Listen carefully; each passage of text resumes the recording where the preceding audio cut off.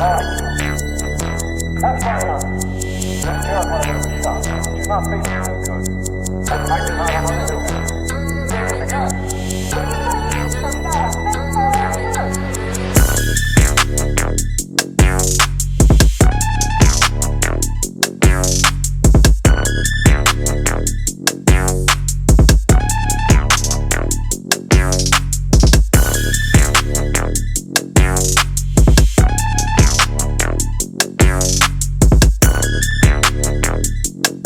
If you want to start a podcast, start somewhere. Start that shit. Start it. You know, you want to start a clothing line, start with one t-shirt. Start that shit. You know? But the key is what, Tiwa? You gotta start that shit, right? start. You just gotta start it. You gotta start. Listening to all this, and I'm over here like, yo, this is how you two were talking to me when we was trying to get this going, because I was like technical, like we need to do this first, we need to do that first. They were like, man, Fuck that. Fuck that. You know, they say entrepreneurship is like jumping out of a plane and you're building a parachute as you get down. Yes, sir. That is Exactly what entrepreneurship. it's I like. love it. I love it. You jump out of a plane and you're piecing Jump out together the your plane. parachute. You know that it's coming, but Right. you put it together. Yeah. You know, and I can say that because like I've seen so many successful people like, you know, David Chan's with Sleepers for Suckers and his podcast. yeah, I like it. I've Dope. seen some people like Alex Burton with Good Energy Trucking. Yeah. I've seen I certain, told you you know, a about lot of him. these, these people are my friends that, you know, everyone will tell you the same story. Like you have to start from somewhere. Take that jump, you know, and, you know, again, I love to quote Steve Harvey.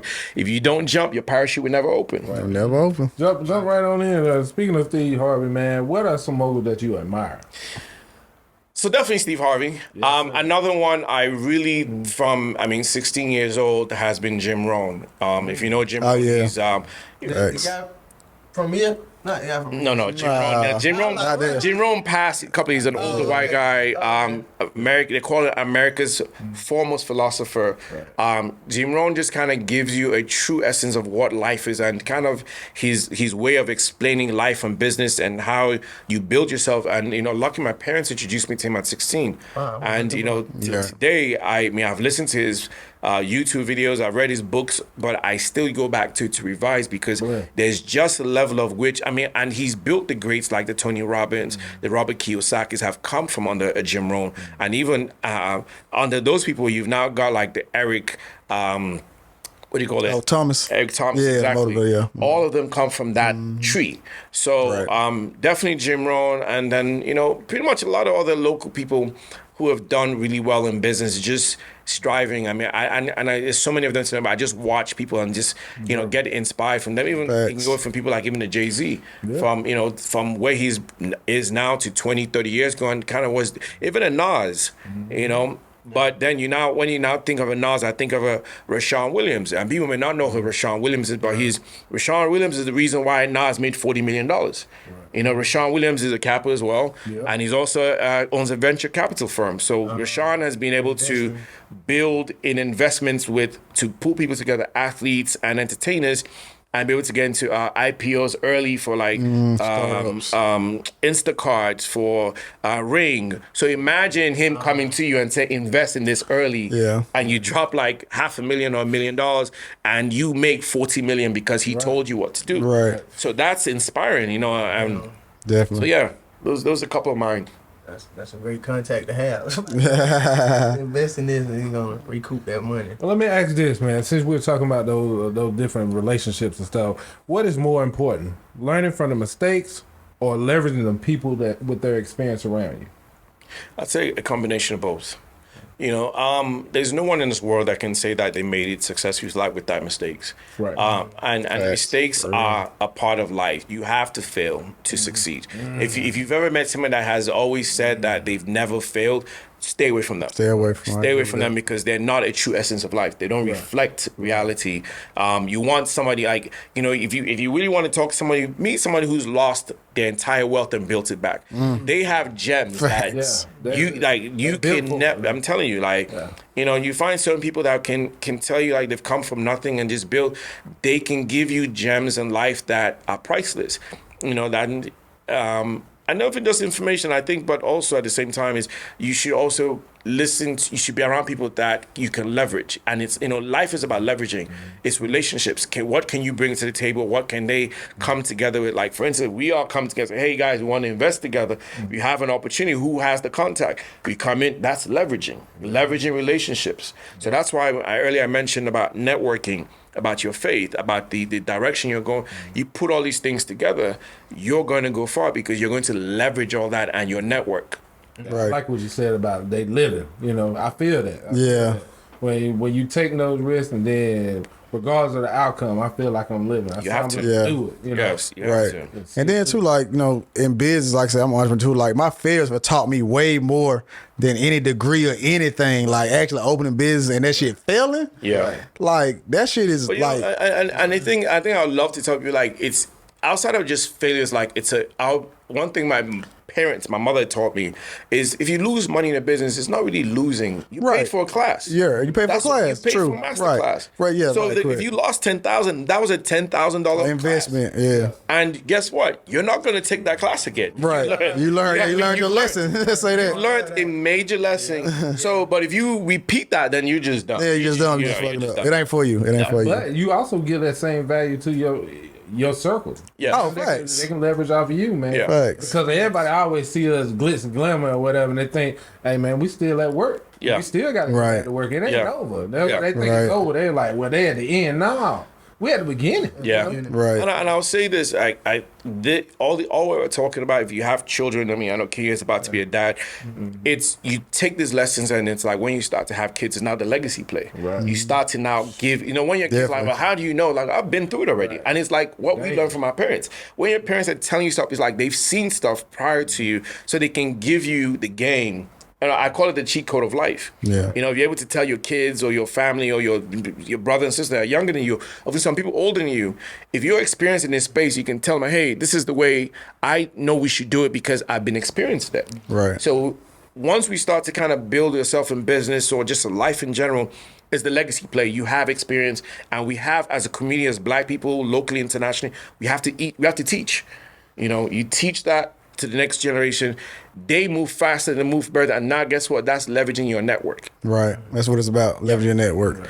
That's crazy, bro. I'm just gonna tell you straight up, Tiwa works. You dropped so many gems today, bro. We gotta give points to you, bro. I'm accepting all that shit, bro. Cause these boys tell you I'm an entrepreneur, so I love this shit. Yeah, this is my kind of fucking podcast right here. Yeah. For real, bro. But all your accolades though, bro, like what to you now? Cause it ain't, some people might be financial or it might be an award as we talked about. What's your biggest accomplishment to you? I think that the biggest accomplishment is the fact that I truly did what I'm doing what I wanted to do.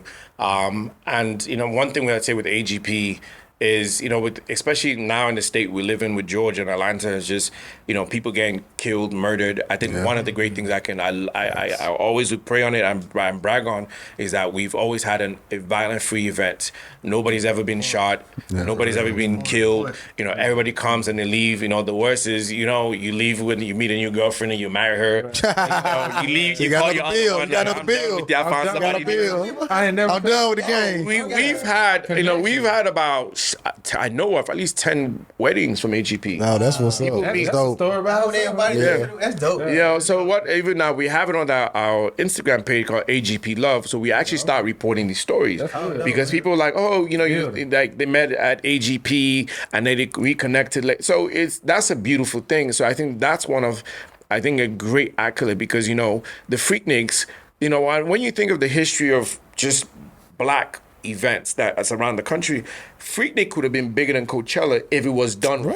What? We was at the last Freaknik, baby. We weren't supposed to be. We was in high school, y'all. We weren't supposed to be there. You know what I mean? If Freaknik was controlled, it would be 100 times bigger than Coachella. You're right. But it's just, and I learned from that because the elements around it and was not controlled and it just spiraled out of control. Yeah, it was out of control. It was out of control. The Red Dogs didn't play. Yes, exactly. So if, those kind of things, that kind of just lets you know that the excellence of Black people we have on culture. So I think the one thing that we learn is that make sure we don't fall. That's what learning. Don't fall where they fell. Right. Find a way to ensure that AGP is a safe space for everyone, men and women, to come and just enjoy themselves in a good, and then they leave, peacefully. Yeah. So I think outside of that, everything else has just been amazing. And AGP has been a springboard to other businesses, not just event business, but I mean, real estate business, we're in consulting, we do a bunch of things internationally. So, but what people always reference is, I know about AGP. We've seen that work. We've seen that body of work from people in government to the private sector to public. So it's been truly a blessing to just have that opportunity. So, that's amazing. Is there anything that you want to accomplish? I won't say ever. I'll say in the next 5 to 10. Yeah. Is there's something that if you want to speak on it, but there's something. Yeah. I mean, outside of personal, I think a lot of things I work on now is just how can I be like the knowledge I have, the passion I have for just community and people, how can I duplicate that to help better other people's lives? How do we now start? Because I tell you this, AGP has, I hear stories from people, like I mentioned earlier, we've donated to a couple of nonprofit groups. And I remember one of them we donated money to, and probably a year or two later, one of the kids from that program found me on AGP and was like, I remember you from our program, and I just want to thank you because your impact, I went to speak to them, your impact was so great. I pledged the fraternity, and I had to come back to tell you, like, you were such a positive force in my life to hear you. So hearing that is like, okay, how can I do that more on a bigger scale? How else can we, so that's why you mentioned on politics, and I would say really it's more on civic engagement. How can I get people to now understand more of the power they have within community, how they can leverage culture to now start controlling things. So it's not like we have to wait till you're 30 to now, well, I need to start trying to vote. No, let's start with the young kids. Let's get them engaged. How do we so we have an organization called UCC, United Changes Coalition, and that's the purpose of that. We are leveraging that company to really engage young people more, to be tied into governance, to take more of an interest in it, because once you can start to control local governance, you can work all the way up. So anything we're having issues with police, with laws, like there was an issue with, I can't remember what park it was, but a woman got arrested by the cops because she was in the park after dark.